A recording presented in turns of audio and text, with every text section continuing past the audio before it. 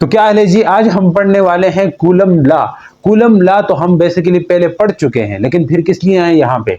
हम आए इसलिए ताकि कूलम लॉ का जो रिमेनिंग पार्ट है कि vector form of Coulomb law क्या है, इस चीज को हम समझने वाले हैं।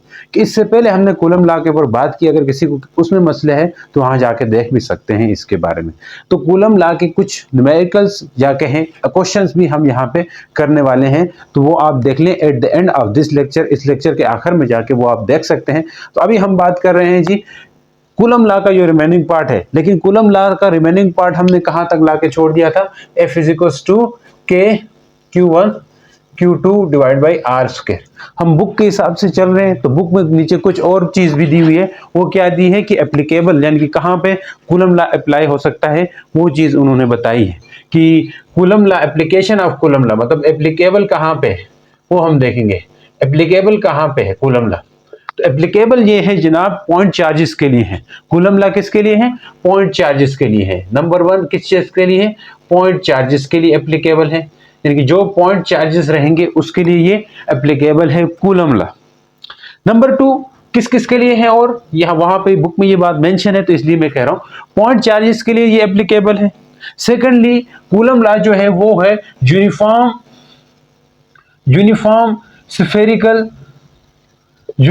स्फेरिकल डिस्ट्रीब्यूशन ऑफ चार्जेस, यानी कि uniform spherical distribution of charges के लिए एप्लीकेबल है। इन दो मतलब पॉइंट्स दिए हुए। तो अब बात करते हैं पॉइंट चार्जेस कौन से होंगे, कि पॉइंट चार्जेस की बात करते हैं। पॉइंट चार्जेस ये इमेजिनरी चार्जेस होते हैं जो लोकेट करते हैं किसी सिंगल पॉइंट पे। कहां पे लोकेट करते हैं? सिंगल पॉइंट में लोकेट करते हैं, तो उनको हम पॉइंट चार्जेस कहते हैं। ठीक है जी। तो और जो पॉइंट चार्जेस की खास बात जो है वो ये है कि जो इलेक्ट्रॉन है या प्रोटॉन है उसको हम ट्रीट कर सकते हैं या कंसीडर कर सकते हैं एज अ पॉइंट चार्ज। तो क्या हो जाता है जी, ये आपके पास कहां पे होते हैं? Electron and proton can be consider as क्या कंसीडर कर सकते हैं? कंसीडर एज पॉइंट चार्ज, यानी कि पॉइंट चार्ज के फॉर्म में उसको कंसीडर कर सकते हैं। मैं ऊपर बात जो कहने वाला था वो क्या थी कि पॉइंट चार्ज क्या होते हैं? Imaginary charges that are located at a single point in a space के अंदर एक सिंगल पॉइंट पे लोकेट करे कहीं पे, तो उसे हम पॉइंट चार्ज कहते हैं। ये बुक में आपकी लिखी हुई है, बुक में साथ साथ पढ़ भी ले। तो इलेक्ट्रॉन और प्रोटॉन को हम कंसीडर कर सकते हैं एज अ पॉइंट चार्ज के तौर पर। नेक्स्ट बात करते हैं spherical uniform distribution of charge क्या होती है, या uniform spherical distribution of charge क्या होती है। तो पहले ये जान ले कि स्फेरिकल यानी कि यूनिफॉर्म डिस्ट्रीब्यूशन ऑफ चार्ज किसे कहते हैं, यानी कि spherical uniform distribution of charge जब कोई चार्ज इवनली डिस्ट्रीब्यूटेड रहे किसी स्फेरिकल वॉल्यूम में। स्फेरिकल यानी कि ये कोई स्फेयर है, ये कोई स्फेयर कंसीडर करते हो। अब इस स्फेयर में अगर चार्जेस इवनली डिस्ट्रीब्यूटेड रहे, क्या मैं कह रहा हूं? इवनली डिस्ट्रीब्यूटेड रहे, यानी कि बराबर चार्जेस रहे, बराबर यानी कि उसके हर साइड पे इवनली डिस्ट्रीब्यूटेड हो। किसी जगह पे मान लें उनकी डेंसिटी जो है वो यूनिफॉर्म हो, तो उसको हम क्या कहते हैं? Uniform spherical distribution. यानी कि स्फेरिकल डिस्ट्रीब्यूशन इसलिए कि वो एक स्फेयर में रहना चाहिए, क्योंकि स्फेयर का सेंटर से लेकर के एंड तक डिस्टेंस सेम होता है। अगर कोई स्फेरिकल यानी कि यूनिफॉर्म बॉडी नहीं रहेगी, सिमेट्रिकल बॉडी नहीं होगी, क्योंकि स्फेयर एक सिमेट्रिकल शेप की बॉडी होती है, तो इसलिए हम इस स्फेरिकल डिस्ट्रीब्यूशन ही लेते हैं, न कि कोई और लेते हैं। अगर आप कहें किस चीज को, रेक्टेंगुलर शेप कहें, वो भी सिमेट्रिकल है, लेकिन रेक्टेंगुलर शेप का क्या है, कहीं डिस्टेंस कम कहीं डिस्टेंस ज्यादा हो रहा है। स्फेयर ही एक ऐसी चीज है जिसमें डिस्टेंस हर पॉइंट तक सेम रहता है, और उसके अंदर जो चार्जेस की डेंसिटी है वो भी सेम रहना चाहिए। चार्ज की डेंसिटी मतलब ऐसे नहीं कि सेंटर में ज्यादा है साइडों में कम है, या साइडों में ज्यादा है सेंटर में कम है। तो इवनली डिस्ट्रीब्यूशन ऑफ चार्ज जब रहे किसी स्फेरिकल बॉडी के अंदर, तो उसे हम uniform spherical distribution of charge कहते हैं। ये बात भी आपके बुक में मेंशन है। तो बात करते हैं जी, आपके बुक में एक नीचे लाइन में लिखा हुआ है कि जो स्फेरिकल चार्ज कंडक्टर है उसको ट्रीट किया जाता है एज अ पॉइंट चार्ज के तौर पर।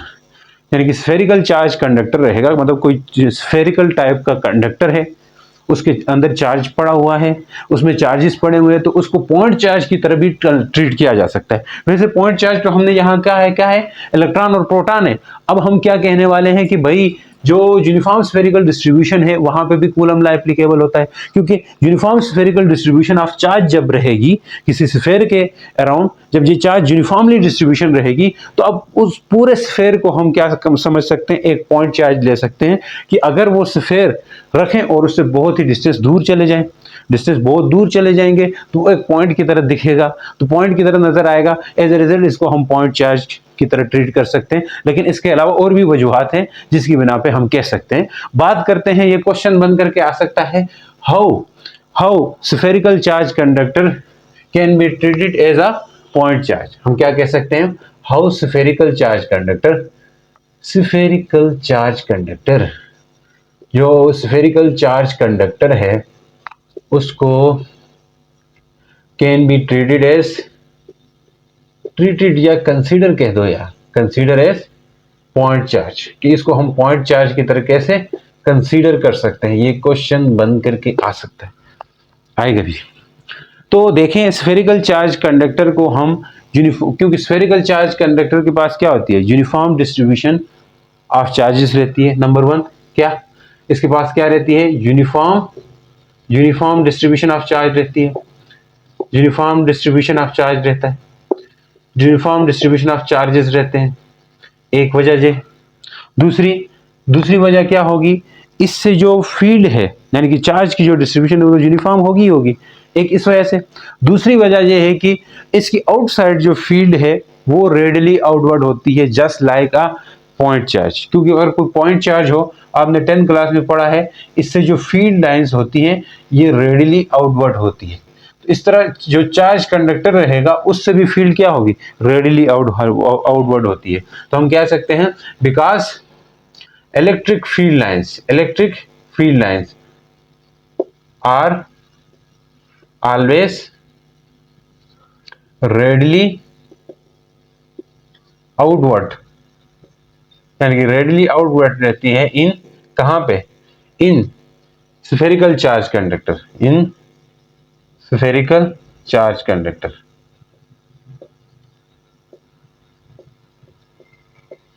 Just like point charge.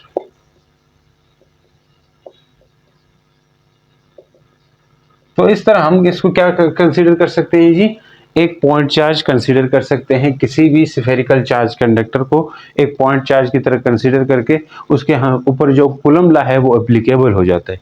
ठीक जी, हम कह सकते हैं या because coulomb law will be applicable, coulomb law is applicable for what, applicable for uniform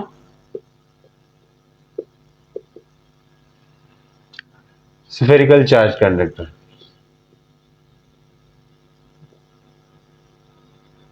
इसलिए खैर अब चलते हैं नेक्स्ट बात करने कि अगर एप्लीकेबल की बात चली है यहाँ पे कि कहाँ पे एप्लीकेबल है, तो अब हम ये भी जाते जाते बात करते हैं, डिस्कस करते हैं।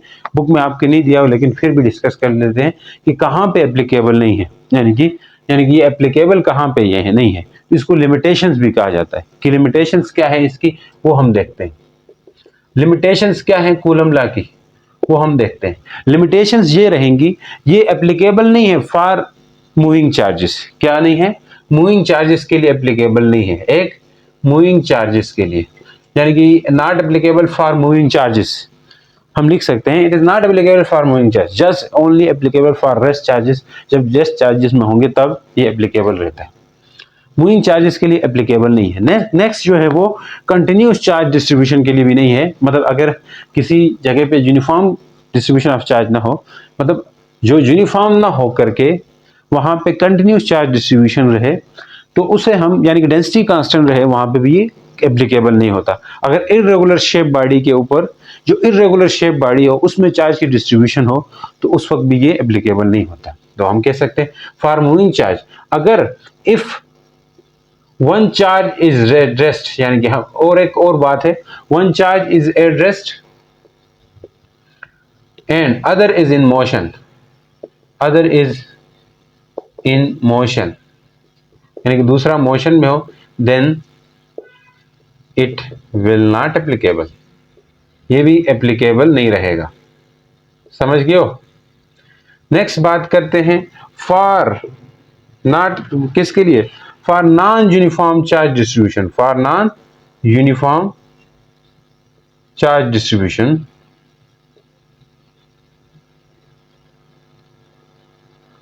उनके लिए भी ये एप्लीकेबल नहीं है कूलम लॉ।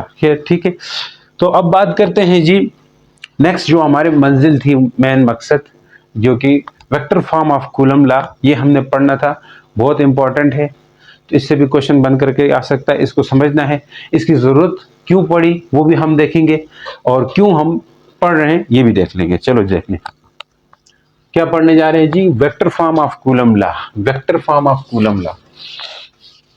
सही है सर, लगे रहे लगे रहे।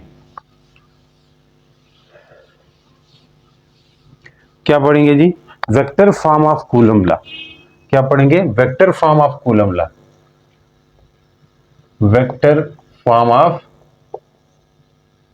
Coulomb's law. कितनी बात समझ रहे हैं, vector form of Coulomb law पढ़नी है कि क्योंकि फोर्स वेक्टर क्वांटिटी है, जो इलेक्ट्रिक फोर्स है वो एक वेक्टर क्वांटिटी है।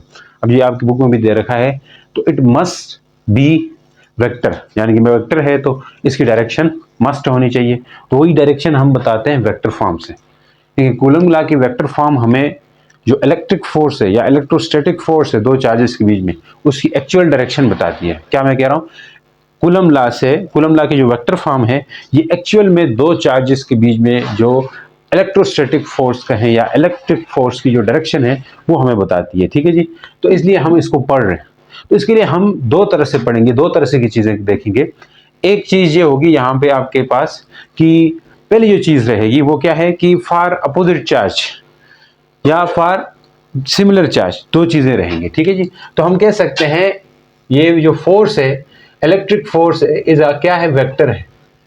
इलेक्ट्रिक फोर्स क्या है, वेक्टर है, इज वेक्टर क्वांटिटी, क्या है, वेक्टर क्वांटिटी है। So it must be treated as vector. ठीक है जी, सो इट मस्ट बी क्या होनी चाहिए, must be treated as vector, यानी कि वेक्टर की तरह ट्रीट किया जाए, वो देख लें। तो हम इसके लिए देखेंगे पहले फॉर सिमिलर चार्जेस, यानी कि फॉर सिमिलर चार्जेस देखेंगे, फिर फॉर डिफरेंट चार्जेस भी हम पढ़ सकते हैं। लेकिन अगर सिमिलर चार्जेस होंगे तो ये क्या रहेगी, सिमिलर चार्जेस के लिए, सिमिलर चार्जेस के लिए क्या होगा, सब बातें डिस्कस कर रहे हैं, किसी चीज की कंफ्यूजन नहीं रहेगी आपको। सिमिलर चार्जेस देखिए, जब भी सिमिलर चार्जेस होते हैं तो इनका प्रोडक्ट जो है हमेशा पॉजिटिव आता है। खैर वो मैं बनाऊंगा नीचे आपके लिए, कैसे होगा वो भी देखते हैं। सिमिलर चार्जेस या तो नेगेटिव नेगेटिव हो सकते हैं या तो पॉजिटिव पॉजिटिव हो सकते हैं। ऐसे ही है, मान ले हमारे पास एक चार्ज जहां पे पड़ा हुआ है, एक चार्ज जहां पे पड़ा हुआ है। अब ये हमने कहा कोई सिमिलर चार्ज है, क्या है, कोई सिमिलर चार्ज है। मान ले ये भी प्लस Q1 है और ये भी प्लस Q2 है, सिमिलर चार्जेस है। सिमिलर चार्जेस है, ये एक दूसरे को क्या करेंगे, रिपेल कर देंगे। क्या करेंगे, रिपेल कर देंगे। मैं कह रहा हूं रिपेल करेंगे, इसकी वजह से इसके ऊपर रिपल्जन देखने को मिलेगी जो इस डायरेक्शन में होगी। ठीक है जी, और इसकी वजह से इसको भी रिपल्जन देखने को मिलेगी, ये भी इसके ऊपर भी फोर्स अवे लग रही होगी, क्योंकि दोनों एक दूसरों को रिपेल करना चाह रहे हैं। तो इसको कैसे लिखेंगे, मान ले हमने क्या किया, कंसीडर किया दो चार्जेस के लिए, एक Q1 है एक Q2 है, इनके ऊपर फोर्सेस की बात करते हैं। जो फोर्स ऑन वन है ड्यू टू टू है, इसको हम लिखेंगे F12। ये फोर्स क्या है, F12 है। F12 फोर्स है जो कि इस Q1 के ऊपर लग रही है। फिर F21 है जो कि इस चार्ज के ऊपर लग रही है। मैं बताना चाहूंगा F12 क्या चीज है, मैं बताना चाहूंगा F12 क्या चीज है। तो अब आपको पता है इनके बीच में हमने डिस्टेंस भी रखना है। क्या रखना है जी, डिस्टेंस। वो डिस्टेंस मान ले R डिस्टेंस दूर है ये। अब मैं कहूंगा F12 क्या है, F12 है force on Q1 due to Q2। इसको क्या पढ़ेंगे, फोर्स ऑन Q1। कहां से पढ़ना है, ये यहां अंदर से पढ़ना है, इस साइड से। Force on Q1 due to Q2, Q1 के ऊपर Q2 की वजह से लग रही है, तो इसको लिखेंगे force on Q1 due to Q2, बाद वाले से लग रही है, तो हम लिख सकते हैं ड्यू टू Q2।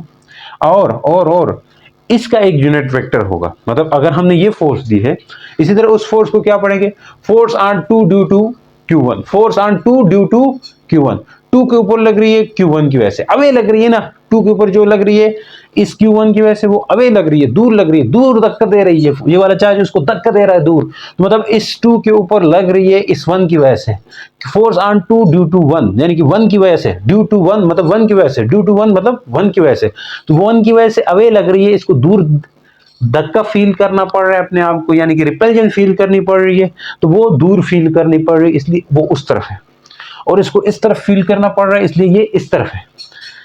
सही है जी। अब समझने वाली बात यह है कि अगर हमने ये फोर्स लिए, इसकी डायरेक्शन भी होनी चाहिए।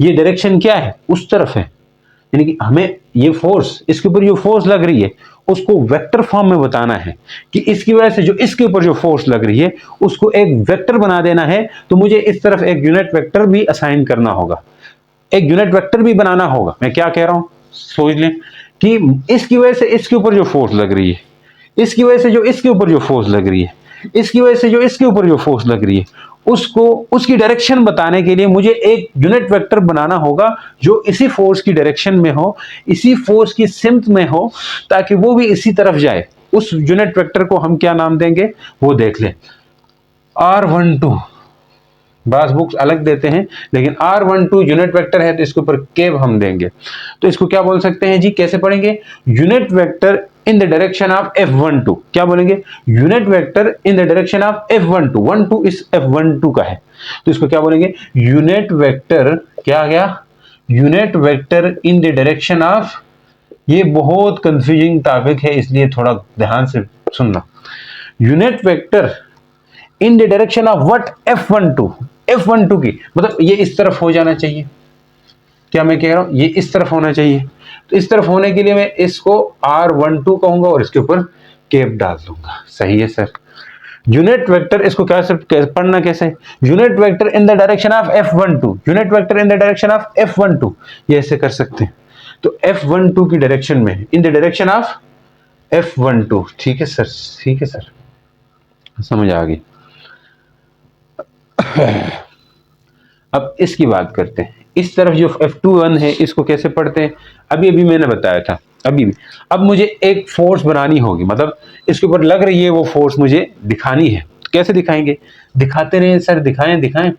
F12 क्या होगी जी, देख लें, के Q1 Q2, देखो 1 2 हो, चाहे फोर्स 1 के ऊपर लग रही है 2 की वजह से, 1 के ऊपर लग रही है 2 की वजह से, या 2 के ऊपर लग रही है 1 की वजह से, 2 के ऊपर लग रही है 1 की वजह से, दोनों ही सूरतों में क्या हो रहा है, यही चार्जेस यही है, इसलिए हम Q1 Q2 ही लिख रहे हैं, डिवाइडेड बाय डिस्टेंस है R², ये तो कूलम लॉ की बात है, और यहां पे क्या रहेगा R12, मुझे इस फोर्स को बताने के लिए इस फोर्स की डायरेक्शन भी साथ लिखनी होगी, इधर यूनिट वेक्टर भी साथ में लिखना होगा, क्योंकि कोई भी फोर्स, कोई भी वेक्टर हो, उसका मैग्नीट्यूड होता है, साथ में डायरेक्शन होती है।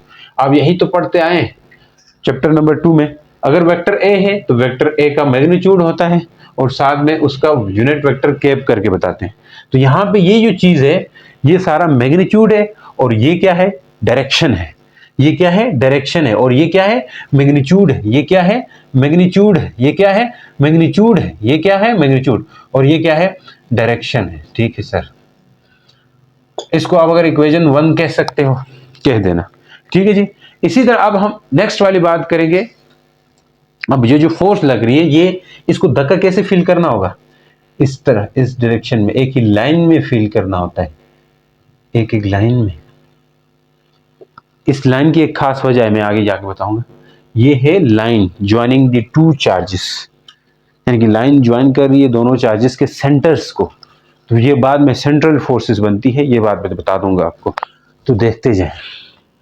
तो similarly similarly similarly similarly similarly, ये फॉर सिमिलर चार्जेस हैं, अच्छा फॉर सिमिलर चार्जेस हैं, तो अब देखते जाएं। अच्छा, F21 इस तरफ आ जाए, आप F21 क्या चीज है, देखिए F21 हम लिख सकते हैं सिंपली, क्या है, फोर्स ऑन 2, इधर से पढ़े, force on 2 due to 1, force on 2 due to 1, force on 2 due to 1, तो हम इसको क्या पढ़ेंगे, force on Q2 due to Q1, ये लिख दिया। अब मुझे इस डायरेक्शन में कोई यूनिट वेक्टर भी बनाना होगा, तो देख लीजिए ये यूनिट वेक्टर होगा इस डायरेक्शन में, तो इसको R21 कहेंगे, तो ये यूनिट वेक्टर होगा in the direction of F12। तो हम R21 केव लिखेंगे, इसको क्या लिखेंगे, unit vector in the direction of F21 की डायरेक्शन में यूनिट वेक्टर है क्या चीज, ये वाला।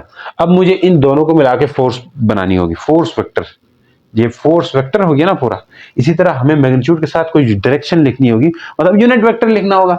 इसका मैग्नीट्यूड और इसका मैग्नीट्यूड सेम होगा, लेकिन डायरेक्शन का फर्क होगा। यही हम आगे जाके पता भी चल जाएगा यहाँ पे देखना। तो F21 को कैसे लिखेंगे जी, F21 को कैसे लिखेंगे, के Q1 Q2 R square, magnitude आ गया आपके पास, और यहाँ पे R21 केप। अब देखो ये डायरेक्शन आ गई, ये इक्वेशन 2 हो गई जनाब, ये इक्वेशन 2 हो गई। अब आप एक चीज देख लें, एक यूनिट वेक्टर R12 है, एक यूनिट वेक्टर R21 है, एक यूनिट वेक्टर R12, और ये दोनों अपोजिट है कि नहीं है, अपोजिट है। तो हम लिख सकते हैं R21 unit vector is negative of R12, यानी कि R12 नेगेटिव की तरफ है, R21 पॉजिटिव की तरफ है। अगर यहाँ पे आप एक्स एक्सिस वाई एक्सिस लो तो इस तरफ दाएं तरफ पॉजिटिव लिया जाता है, बाएं तरफ नेगेटिव लिया जाता है, दाएं तरफ पॉजिटिव बाएं तरफ नेगेटिव, तो ऐसे करके आप लिख दिए। अब अगर ये चीज हो रही है तो ये फोर्सेस भी तो अपोजिट लग रही हैं। हाँ सर समझ आ रही, अपोजिट लग रही है, बिल्कुल लग रही है, एक इस डायरेक्शन में एक उस डायरेक्शन में, फोर्सेस भी अपोजिट लग रही। तो क्या करना है इस चीज को, वो चीज प्रूफ करने के लिए आप इस R21 को, मैं कह रहा हूं R21 किसकी इक्वल आया, माइनस R12 की इक्वल आया। R21 किसकी इक्वल है, माइनस R12 के। तो पुट करो, पुट कहां पे करें, इन इक्वेशन 2 में, इसकी जगह R21 की जगह क्या मैं माइनस R12 लिख सकता हूं। यूनिट वेक्टर ही तो है, सिर्फ डायरेक्शन में फर्क है, तो डायरेक्शन के लिए नेगेटिव का साइन पूरा कर रहा है। समझ आ रही कि नहीं आ रही, इसमें पुट करें तो F21 क्या निकल करके आएगी, देखना ध्यान से। तो ये उसी तरह रहेगा Q1 Q2 बाई R का स्क्वायर, इसकी जगह क्या लिख सकते हैं, माइनस R12। देखिए इस माइनस को मैं शुरू में लेके आऊं तो लेके आ सकते हैं, F21 इक्वल टू माइनस के Q1 Q2 by R square, ये होगा R12। सर ये तो कुछ पुराना सा है, ये क्या चीज है, जरा ध्यान से देख लो, ये क्या चीज है, ध्यान से देख लो, ये क्या चीज है, माइनस है, और आगे ये वाली वैल्यू है, माइनस है, नहीं माइनस तो नेगेटिव आ गया, आगे ये F12 वाली वैल्यू है, क्या कौन सी वाली वैल्यू है, F12। तो क्या मैं इस पूरे गोल दायरे वाली वैल्यू की जगह, इस पूरे गोल दायरे वाली वैल्यू की जगह मैं F12 लिख सकता हूं, हाँ सर लिख सकते हैं। F21 equal to minus F12 लिख दो, माइनस F12। तो अब यहीं से पता चल रहा है कि जो फोर्स ऑन 2 ड्यू टू 1 है, या फोर्स ऑन 2 ड्यू टू 1 है, या फोर्स ऑन 1 ड्यू टू 2 है, ये दोनों क्या है, अपोजिट है, नेगेटिव साइन का फर्क हो रहा है। ये चीज हमने साबित कर दी है। इसका मतलब है ये जो वेक्टर फॉर्म है किस चीज की, कूलम लॉ की, वो ओबे कर रही है। यानी कि कूलम लॉ या कोलंबियन फोर्सेस हैं, दो चार्जेस के बीच में जो कोलंबिक फोर्सेस हैं, वो भी एक्शन और रिएक्शन के जो लॉ यानी कि न्यूटन थर्ड लॉ है उसको ओबे कर रही है। ये चीज साबित हो रही है। यहां से पूछ सकते हैं हाउ, यानी कि Coulombian forces obey Newton third law, तो आप यही सारा लिखते ना, यही सारा लिखते ना, समझ रहे। हाउ न्यूटन क्या पूछेगा, हाउ न्यूटन यानी कि how Coulombian forces between two charges obeys Newton third law. तो ये चीज साबित करनी होगी आपको, यही चीज साबित करनी होगी, बात समझ रहे, यही चीज साबित करनी होगी। तो यहीं पे आपको फायदे क्या मिलने वाला है इन चीजों से, यानी कि ये हमने कहा था कि सिमिलर चार्जेस के लिए, सर अपोजिट चार्जेस के लिए भी बता दें, बहुत आसान है। अपोजिट चार्जेस के लिए मैं यहीं पे बनाता हूं ताकि एक ही नजर में, एक ही झलक में सारा दिखा दें आपको। अपोजिट चार्जेस में आपने ये सब प्रूफ करने की जरूरत नहीं, जरा डायग्राम को समझ लो, यही चीज प्रूफ भी कर सकते हो अपोजिट चार्जेस के लिए भी। ये सिमिलर चार्जेस के लिए, अपोजिट चार्जेस या डिफरेंट चार्जेस के लिए क्या रहेगा वो देखें। अपोजिट चार्जेस आपके बुक में यही दिया है, लेकिन अपोजिट चार्जेस के लिए मैं दिखाऊंगा फिर कैसे होगा। अब मान ले एक चार्ज ये है, मैं क्या कह रहा हूं, एक चार्ज ये है, एक चार्ज यहां पे है, ठीक है। अब ये एक तरफ प्लस वाला ले लो, प्लस Q1 ले लो, एक तरफ माइनस Q1 ले लो। अब क्या होने वाला है, ये माइनस है प्लस है, तो ये इसकी तरफ अट्रैक्ट होगा, मतलब इसको खींचेगा, यानी कि फोर्स ऑन, हमें इनके ऊपर फोर्स लगानी है ना, मतलब फोर्स ऑन 1 ड्यू टू 2, ये होगी जी। अगर इसको Q2 समझे तो ये क्या होगा, फोर्स ऑन 2 ड्यू टू 1, वो इस तरफ होगी, अपोजिट होंगे ना, ये इस तरफ खींचेगा, ये इस तरफ खींचेगा, ऐसे एक खिंचाव होगा। अब मुझे इसी डायरेक्शन में एक फोर्स यूनिट वेक्टर असाइन करना है, तो वो कैसे असाइन होगा, ऐसे कुछ R12 यानी कि unit vector in the direction of F12, और यहां से इस तरफ होगा R21, यही भी unit vector in the direction of, तो ये अपोजिट डायरेक्शन में होगा। इन दोनों बातों से इनके बीच में आपके पास डिस्टेंस मिलेगा जनाब, वो है R बराबर डिस्टेंस है, R बराबर डिस्टेंस है, इसका मतलब है ये दोनों भी अपोजिट है, इक्वल है ना, अपोजिट है। अपोजिट चार्जेस के लिए आप इस तरह से चीज साबित कर सकते हो। बाज बुक्स में आपके पास यहाँ पे अगर F12 है तो यहाँ R12 नहीं होता है, R21 होता है। उस वक्त वो यूनिट वेक्टर को फोर्स की डायरेक्शन में नहीं लेते हैं, मतलब एक चार्ज से दूसरे चार्ज की तरफ लिया जाता है। खैर वो चीज उसमें न पड़े, इन्होंने सिंपल रखा है तो आप इसी को देख लें, आसान है। अब बात करते हैं जी वेक्टर फॉर्म के ऊपर, तो हमने बात की कर दी है, ठीक है जी, वेक्टर फॉर्म के ऊपर हमने बात की। अब ये कूलम यानी कि vector form of Coulomb law है, इसकी इंपॉर्टेंस क्या है, अहमियत क्या है, क्या अहमियत है, इस चीज को समझते हैं। क्या अहमियत है इस चीज को समझते हैं। तो मैं डायग्राम को रहने दूंगा, इस चीज को मिटाऊंगा। नोट करना है तो नोट करें, नोट करना है तो नोट करें, मिटा देते हैं इसको। इंपॉर्टेंस ऑफ कूलम लॉ नहीं, vector form of Coulomb law, ये पूछ सकते हैं। आपकी बुक में वैसी ऐसी हेडिंग नहीं दी हुई है, लेकिन मैं बना रहा हूं तो इंपॉर्टेंस, इसमें एक पैराग्राफ लिखा हुआ है तो इसमें थोड़ी बहुत इंपॉर्टेंस की बात की है कि ये न्यूटन थर्ड लॉ को ओबे कर रहा है, ये म्यूचुअल फोर्स है, ये बातें लिखी हुई है, तो इनको इंपॉर्टेंस ही कहेंगे। क्या होगी जी, इंपॉर्टेंस ऑफ कूलम लॉ। अलग से क्वेश्चन भी पूछ सकते हैं छोटू सा करके, what is the importance of Coulomb law, importance of Coulomb law, importance of Coulomb's law, क्या इंपॉर्टेंस रहेगी ये देखते जाएं। पहले जो इंपॉर्टेंस की बात करेंगे, यानी कि ये एक म्यूचुअल फोर्स है, क्या है, इससे ये पता चला कि हमें ये म्यूचुअल फोर्स है, क्या है, ये हमें बताता है म्यूचुअल फोर्स है। म्यूचुअल फोर्स का क्या मतलब है, does not depend on magnitude of charge. Mutual force मतलब बाहिमी फोर्स है, म्यूचुअल फोर्स है। कौन सी फोर्स म्यूचुअल है, इलेक्ट्रिक फोर्स, यानी कि electric force between two charges is a mutual force. क्यों है इलेक्ट्रिक, ये बात आप ऐसे ही लिख सकते हो, टी म्यूचुअल, यानी electric force between two charges mutual force है। बिकॉज क्यों है, it does not depends on, depend नहीं करती है, डिपेंड ऑन किस पे डिपेंड नहीं करती है, मैग्नीट्यूड ऑफ चार्ज पे डिपेंड नहीं करती है। सही है सर, मैग्नीट्यूड ऑफ चार्ज पे डिपेंड नहीं करती, इसलिए ये क्या है, म्यूचुअल फोर्स है। तो अगर मैग्नीट्यूड ऑफ चार्ज पे डिपेंड नहीं करती, क्या मतलब है, क्या मतलब है, एक बड़ा चार्ज एक छोटा चार्ज ले लो, मैग्नीट्यूड ऑफ चार्ज अकेले चार्ज, मतलब ये कि अब बड़ा चार्ज है, अब ये तो कंसेप्ट आप समझेंगे directly proportional to magnitude of product of magnitude of charge की बात कर रहे थे। तो उससे मुझे एक कहानी याद आई, यहां बतानी चाहिए थी आपको कि ये दोनों का प्रोडक्ट माइनस में आ जाए, जैसे Q1 Q2 का प्रोडक्ट, प्रोडक्ट ऑफ चार्ज से बात आ गई। अगर ये माइनस माइनस है तो आंसर माइनस माइनस प्लस हो जाता है, तो ये वैल्यू जो है ना दोनों का ग्रेटर देन जीरो आती है, माइनस माइनस से या प्लस प्लस से ग्रेटर देन जीरो आएगी, तब जो फोर्स होगी वो रिपल्सिव फोर्स होगी। क्या होगी, रिपल्सिव। एमसीक्यूज में क्वेश्चन में डिस्कस करूंगा। अगर एक प्लस क्यू है एक माइनस क्यू है, तो -2 + 2 से आंसर माइनस आता है, लेस देन जीरो हो जाता है, ये अट्रैक्टिव फोर्स होती है। नेगेटिव रहेंगे तो इन दोनों का प्रोडक्ट 1 से कम आता है, 0 से कम आता है, माइनस में आता है। दोनों माइनस माइनस में होंगे या दोनों प्लस माइनस में होंगे, मल्टीप्लाई करेंगे तो आंसर 0 से बड़ा आता है, +1 +2 +3 आता है। तो 0 से बड़ा आने को रिपल्सिव शो होता है, 0 से कम आने को अट्रैक्टिव शो होता है। तो अब यहाँ पे देख लें कि डिपेंड नहीं करता मैग्नीट्यूड ऑफ चार्ज। मान ले एक चार्ज 1 कूलम का है, 1 माइक्रो कूलम है, दूसरा चार्ज जो है कुछ 100 कूलम है।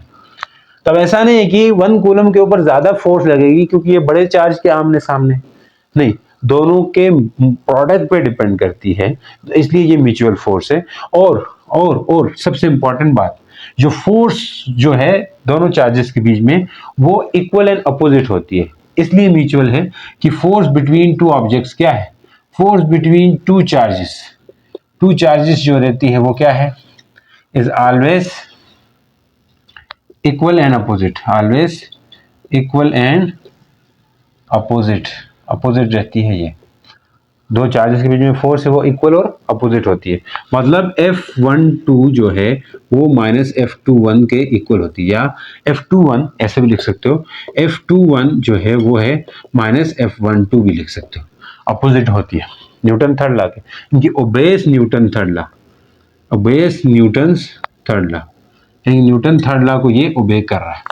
बात करते हैं नेक्स्ट जी, क्या नेक्स्ट बात कर सकते हैं कि इंपॉर्टेंट बात क्या है, इस चीज को समझे कि ये जो हमने कहा दोनों फोर्सेस क्या होंगी, इक्वल और अपोजिट तो होंगी ही होंगी, और साथ ये जो फोर्सेस हैं दोनों चार्जेस के बीच में, ये न्यूटन थर्ड लॉ को भी ओबे कर रही। इस मीन कि ये जो इंपॉर्टेंस है ये बढ़ जाती है। और नेक्स्ट जो इंपॉर्टेंस है, जो force between two charges act करती है कहाँ, act along line joining their center, line joining their centers। Sir क्या बात है, सेंटर्स से ज्वाइन करती है, तो therefore ये सेंट्रल फोर्सेस हैं, यानी कि इलेक्ट्रिक फोर्सेस क्या हैं, सेंट्रल फोर्सेस हैं। इलेक्ट्रोस्टैटिक फोर्स या इलेक्ट्रिक फोर्सेस क्या हैं, सेंट्रल फोर्सेस हैं। फोर्सेस क्या हैं, सेंट्रल फोर्सेस हैं। ये एमसीक्यूज बन सकता है, मैं बता रहा हूँ इसलिए लिख पा रहा हूँ। सेंट्रल फोर्सेस ये बुक में मेंशन है ये पॉइंट, तो एमसीक्यूज बन सकता है। सेंट्रल फोर्सेस है, ये लाइन ज्वाइन कर रही उधर लग रही होती है, ये कौन सी फोर्स, इलेक्ट्रोस्टैटिक फोर्स, इसलिए ये क्या है, सेंट्रल फोर्सेस है। अब हम इससे रिलेटेड क्वेश्चन करेंगे, लेकिन कॉलम लॉ शुरू में पढ़ा था उससे भी रिलेटेड क्वेश्चंस करने हैं हमने।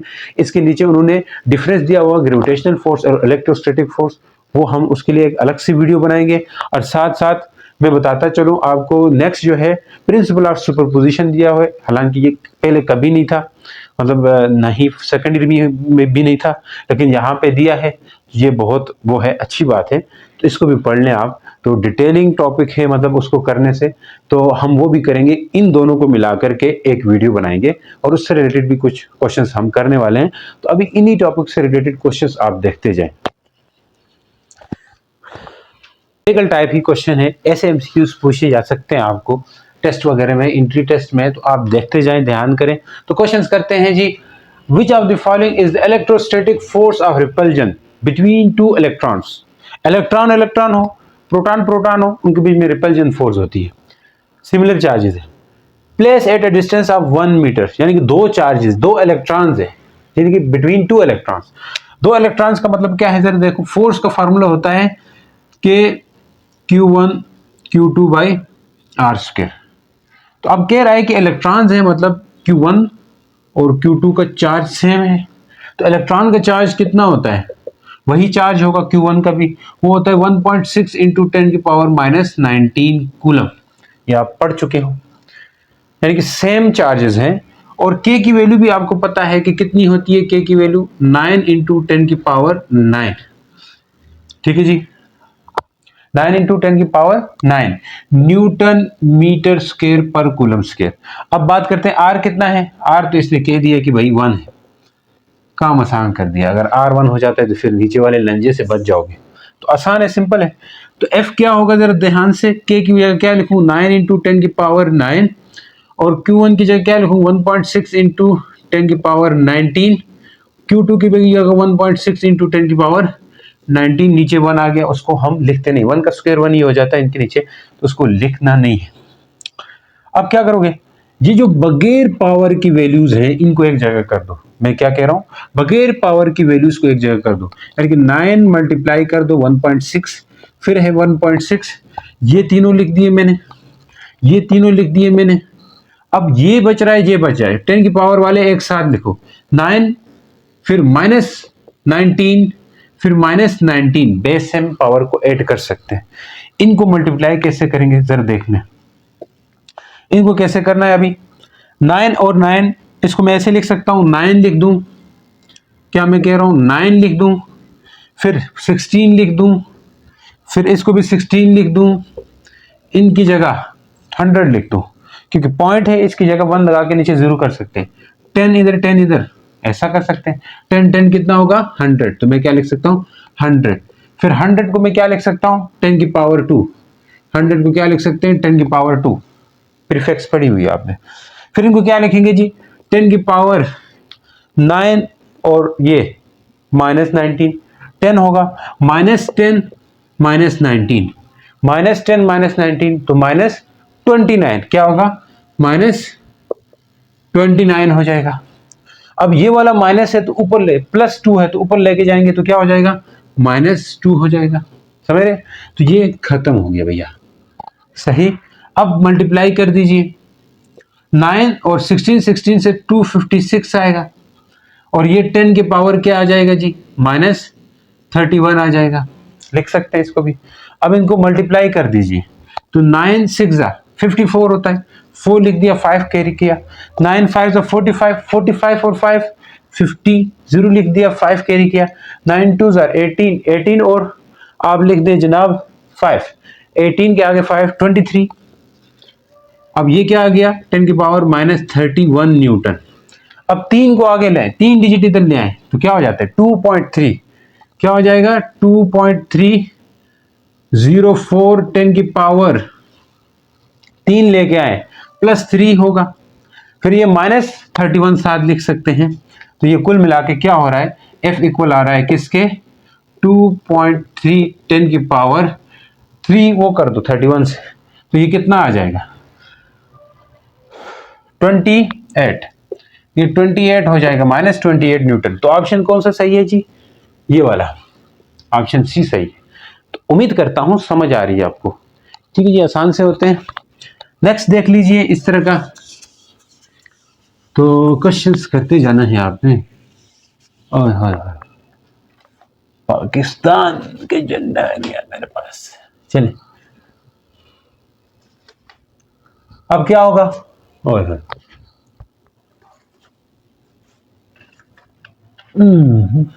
इसको फिलहाल नीचे ही रखते हैं, नीचे ना रखें, साइड पे रखना जी।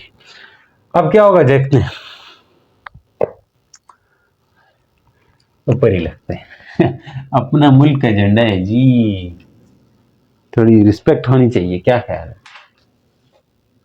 थोड़ी नहीं बहुत होनी चाहिए। अरे पहले किस तरह रुका हुआ था ये, रिस्पेक्ट तो अपने मुल्क की ना करोगे किसकी करोगे सर, अपनी कंट्री के लिए जान देने के लिए भी तैयार होने चाहिए हर वक्त, सही है ना। सिर्फ फौजियों का काम थोड़ी ना है, आपका भी है। आप अपने हिस्से की मेहनत करें, अपने हिस्से का जो आपने काम करना है वो मुल्क के लिए करें, आप ही इस मुल्क के जाके फ्यूचर बनने वाले हो। तो हमें अपने हर एंगल से मेहनत कर लेनी चाहिए अपने कंट्री के लिए, अपने मुल्क के लिए। तो मतलब हर बंदा अपने हिस्से का काम करेगा तो मुझे नहीं लगता है कि हम किसी से भी पीछे रह सकते हैं आने वाले वक्तों में, ठीक है जी। तो मेहनत अपनी करेंगे हर एंगल में, पढ़ाई वाली साइड पे भी आपने अपना पूरा देना है एफर्ट, और साथ ही साथ जो जिस लेवल पे है वो अपना काम करें तो बेहतर हो जाएगा। तो मिलते हैं जी, आगे आ जाए। If the both magnitude of charges and distance between them is double, क्या कह रहा है, if the both magnitude of charges and distance between them is double, magnitude भी डबल कर रहे हैं और डिस्टेंस को भी डबल कर रहे हैं, ठीक है जी। तो क्या रहेगा फोर्स वो देखना है, यानी कि चार्ज Q1 जो है उसको 2 टाइम कर दिया, यानी कि चार्ज Q2 जो है उसको भी 2 टाइम कर दिया, सही है सर। R जो है उसको भी 2 टाइम कर दिया, यही तो मतलब है, मैग्नीट्यूड का दोनों का डबल डबल और डिस्टेंस को भी डबल डबल, तो फोर्स क्या रहेगी। तो फोर्स का फार्मूला आपको पता है K Q1 Q2 by R रहता है। तो अब यहां पे लिख दें यही सब कुछ, K 2Q1 2Q2, ठीक है सर। R की जगह 2R, R का स्क्वायर होता है ना, 2R का स्क्वायर, हाय K 8 2 मल्टीप्लाई करो 4Q1 Q2 बाई 2 का स्क्वायर, लेकिन 4R स्क्वायर होगा, 4 4 कैंसिल हो सकता है, तो आ रहा है K Q1 Q2 by R square, force will remain same, वही आंसर आया कटिंग होकर के। तो रिमेन सेम का ऑप्शन है जी, रिमेन सेम का ऑप्शन है, बहुत आसान है हलवा है सर, तो कोई मुश्किल नहीं रहता इनमें, सही है, क्वेश्चंस आसान है। तो और भी करेंगे हम, ऐसे हार मानने वाले में से नहीं है। देख लें, if the distance between two equal charges, equal बोला है, इसका मतलब क्या है, Q1 Q2 इक्वल है, माने सादा Q के बराबर है। अगर सादा Q है तो फोर्स का फार्मूला क्या बन जाएगा, अगर सादा Q है फोर्स का फार्मूला क्या बन जाएगा, Q बाई आर स्क्वायर बन जाएगा। Q का स्क्वायर भी कर सकते हैं लेकिन नहीं कर रहे हैं, उसकी एक वजह है आगे जाके काम आने वाली।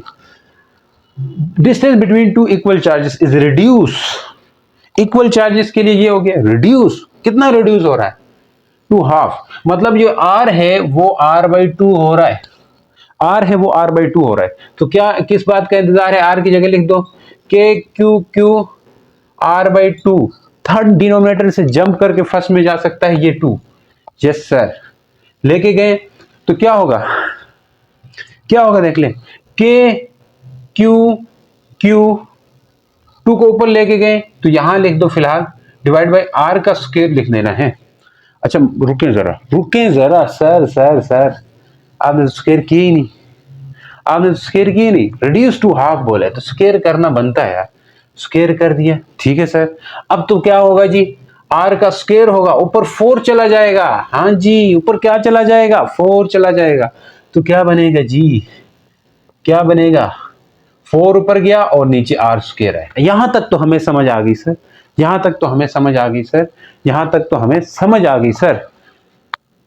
अच्छा देख लें, and magnitude of charge is also decrease to half. अब चार्ज पहले इक्वल थे, इक्वल के लिए मैंने Q कर दिया, अब इनका मैग्नीट्यूड भी हाफ कर दिया, मतलब Q को Q/2 कर दिया दोनों को, तो Q को Q/2 करो दोनों को, तो क्या होगा जी, F इक्वल टू, ये KR में तो अभी कोई चेंज नहीं आने वाला है, इनको साइड पे कर दें, 4 इधर लिख दें, एक को Q/2 फिर दूसरे को भी Q/2, मैं इस Q की जगह भी Q/2, इस Q की जगह Q/2, K और R स्क्वायर नीचे है तो इसको खिसका के पीछे कर सकते हैं, K और R स्क्वायर नीचे है तो खिसका के पीछे कर सकते हैं, तो कटिंग हो रही है जी, कटिंग हो रही है, इन दोनों से 4 बन रहा है तो ये 4 से उड़ जाएगा, तो सर क्या है इनका फिर आंसर, Q/R स्क्वायर है, तो सेम आ रहा है, रिमेन सेम, हमेशा सेम भी नहीं आता, अच्छा इसमें भी सेम आ गया आपके पास, रिमेन सेम, हमेशा सेम नहीं आता, तो आपने हल करके ही देखना होता है, समझ आई कि नहीं आई, हल करके, अगर डायरेक्ट आपको क्लिकेबल है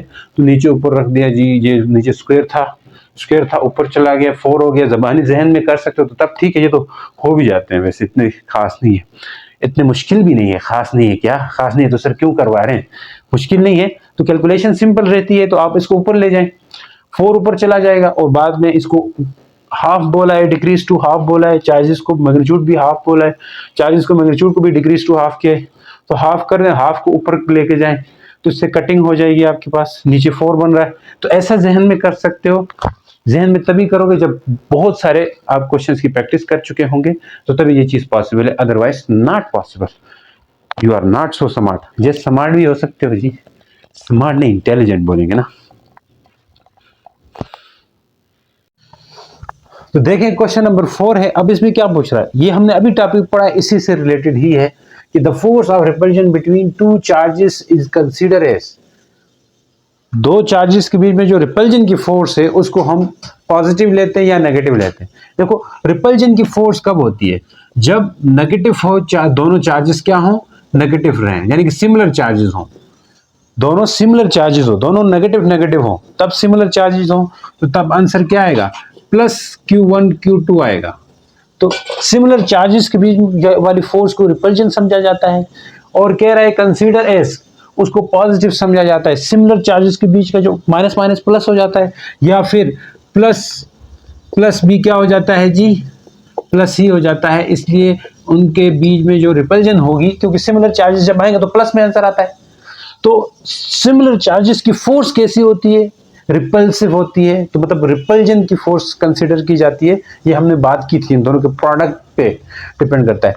अगर डिफरेंट रहे, एक माइनस हो एक प्लस हो, तो इनका प्रोडक्ट जो है, यहाँ पे प्रोडक्ट जो है ना ग्रेटर देन जीरो आता है, यहाँ पे इनका जो प्रोडक्ट है वो लेस देन जीरो आ जाता है, यानी कि लेस देन जीरो आता है, तो हम उसको साइन ऐसे करते हैं, इनके बीच की जो फोर्स होती है उसको अट्रैक्टिव लिया जाता है, जब प्रोडक्ट नेगेटिव आ जाए तो अट्रैक्टिव, प्रोडक्ट पॉजिटिव आ जाए तो वो रिपल्सिव हो जाती है फोर्स, रिपल्सिव फोर्स होती है, इनका प्रोडक्ट जीरो आ जाए, ग्रेटर देन जीरो आ जाए।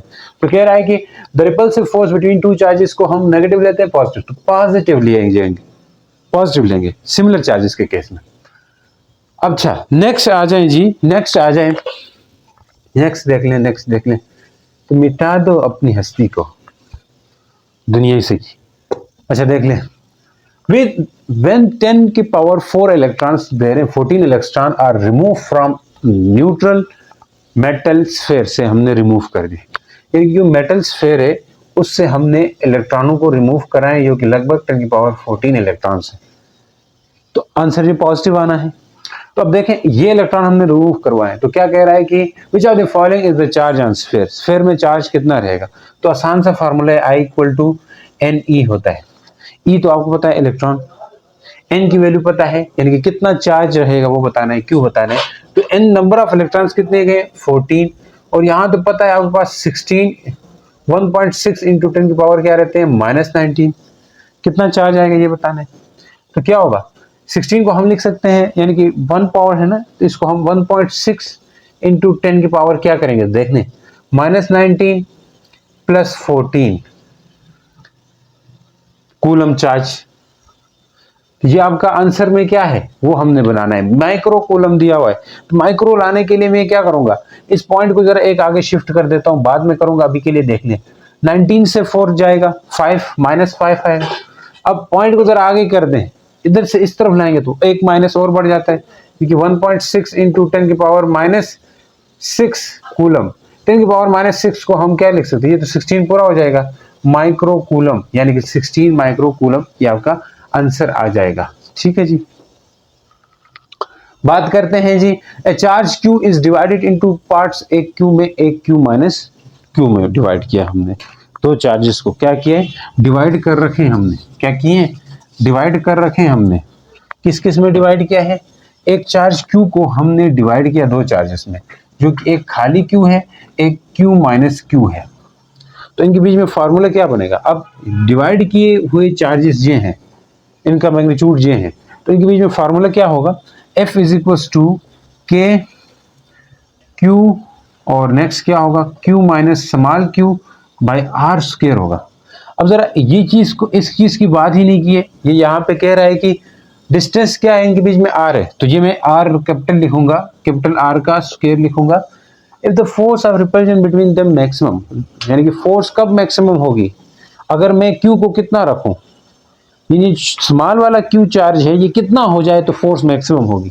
क्या वो स्मॉल वाले चार्ज बड़े चार्ज के 4 टाइम होना चाहिए, या 3 टाइम होना चाहिए, या यानी कि 2 टाइम होना चाहिए, या Q के बराबर होना चाहिए।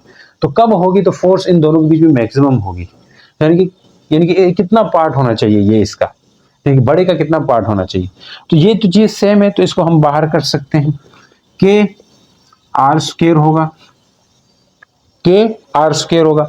अब देख लें प्रोडक्ट कब आएगा ये देखना है आपने, क्यू की जगह मैं पहले ये क्वेश्चन कर देता हूं। अब मैं क्यू व्हेन क्या है जी, व्हेन पहली बात है क्यू मैं चेक करना चाहता हूं Q/4 पे, कितने पे, जब मैं क्यू की जगह Q/4 पुट करूंगा इधर, तो मैं इस के आर के पास कोई चेंज नहीं आ रहा है, के तो चेंज नहीं होगा, आर भी चेंज नहीं है, तो इसने बोला आर आर ही है डिस्टेंस के बीच में, तो चेंजेस आनी है इसमें आनी है, यानी कि Q और Q माइनस Q में चेंज आनी है। तो इस Q को पहली दफा क्या पुट कर रहा है वो Q/4 कर रहा है। देखें Q/4 करने से क्या आएगा, K/R स्क्वायर, उसी तरह इस Q की जगह मैं क्या पुट करूं Q/4, इसके बाद capital Q minus small Q की जगह Q/4, बने रहिए क्या देख लें। तो फोर्स निकालने जा रहे हैं तो K उसी तरह आएगा, R स्क्वायर भी उसी तरह आएगा। ठीक है सर, अब देखें ये आप एलसीएम कर दें, ये Q/4 बाहर इसी तरह, बाहर उसी तरह होएगा, इधर इनका एलसीएम क्या आएगा 1, यानी कि 4 और 1 का एलसीएम 4 आता है, क्या आएगा 4, एक क्रॉस मल्टीप्लाई करें इस 4 को इसके साथ, तो 4Q माइनस Q, समझाएं क्या हो जाएगा, अभी सिंपली कैलकुलेशन K/R स्क्वायर, उसी तरह अंदर क्या होगा Q/4, ये थोड़ा लेंथी है, थोड़ा वो रखें, डायरेक्ट भी कर सकते हो जब आप प्रैक्टिस करोगे। 4Q माइनस Q 3Q कितना आ गया 3Q डिवाइड बाई 4। अब 4 4 16, इस 3 को आखिर में लिख सकते हो, क्या लिख सकते हो, 3 यहां पे लिखो, के आर स्क्वायर इधर लिखो, और क्यू क्यू लिख दें आप, क्यू क्यू बाई 4 4 16। इस पूरे को कैसे लिख सकते हो, इस पूरे को कैसे लिख सकते हो, इस पूरे को कैसे लिख सकते हो, मैं इधर लिख के छोड़ रहा हूं ताकि बाकियों के साथ कंपेयर करें, इसलिए 3/16 आर स्क्वायर और के क्यू क्यू, ये आंसर आ गया इसका। पहले जब क्या पुट किया, तो जब हमने समान वाला क्यू ये रखा तो आंसर ये आया, क्योंकि 3/16 आया। अब देखते हैं किससे मैक्सिमम फोर्स होगी। पहली फोर्स की कंडीशन ये आ गई। अब इस चार्ज के साथ देख लें, फिर इसके साथ देख लें, मैक्सिमम किसका आता है वो आप जरा आखिर में कंपेयर करोगे, ठीक है जी, आखिर में कंपेयर करोगे। ये थोड़ा सा लेंथी है, लेकिन कभी कभी ऐसे भी दे देते हैं, वो मुश्किल करने के लिए ये आपका, यानी कि Q/4 हमने पुट किया था। अब दूसरा वाला करेंगे, फार्मूला हमारे पास यही रहेगा जी, ये वाला फार्मूला सेम होगा, बाकी चेंजेस जो आनी है वो होती रहेंगी। देख लें, Q को जो डिवाइड किया था वो अंदाज वही होगा। अब ये फोर्स का यही फार्मूला, अब हम Q कितना पुट कर रहे हैं, व्हेन स्मॉल Q जो है वो Q/3 पुट कर रहे हैं, तो यहां पुट करें K/R क्यूब नीचे आएगा, इस Q की जगह क्या पुट करूं बोलो, Q/3, Q क्या पुट करें, Q/3। फिर नेक्स्ट आ जाएं, बड़ा Q तो उसी तरह रहेगा, स्मॉल Q क्या होगा, Q/3, सही है। अब क्या होगा जी, ये बंद करो दरवाजा, R स्क्वायर, R स्क्वायर, ये क्या होगा, Q/3, इनका एलसीएम आप करें, क्या आएगा एलसीएम, 3 एलसीएम आएगा, ये 3 इधर मल्टीप्लाई होगा, 3Q माइनस Q क्या होगा, 3Q minus Q divided by 3। हल करना आ गया आपको जी सर। अब देख लें, K/R स्क्वायर इधर क्या होगा, Q/3, 3Q से एक Q माइनस करो, 2Q, 3 से 9 होगा, ये 2 पीछे आ जाएगा, आ सकता है जी जी, 2K और ये 3 क्या हो जाएगा, 9 हो जाएगा, ये 2 पीछे आ गया, 2 पीछे ला गया तो क्या होगा 9। अब चाहे Q क्या हो सकता है, Q साथ लिखो या स्क्वायर भी कर सकते हो, डिवाइड बाई R स्क्वायर। देखो अब जरा नीचे वाला नंबर थोड़ा कम है इसके मुकाबले में, मतलब क्या होगा जी, 2/9 आ गया, क्या आ गया, 2/9 आ गया, 2/9। दूसरी वाली फोर्स की वैल्यू भी आप साइड पे लिख सकते हैं जी, साइड पे मैं लिखता हूं, तो हम आखिर में रिजल्ट को कंपेयर करेंगे तभी पता चल जाएगा। दूसरी वाली फोर्स क्या है, 3/9 Q/R स्क्वायर।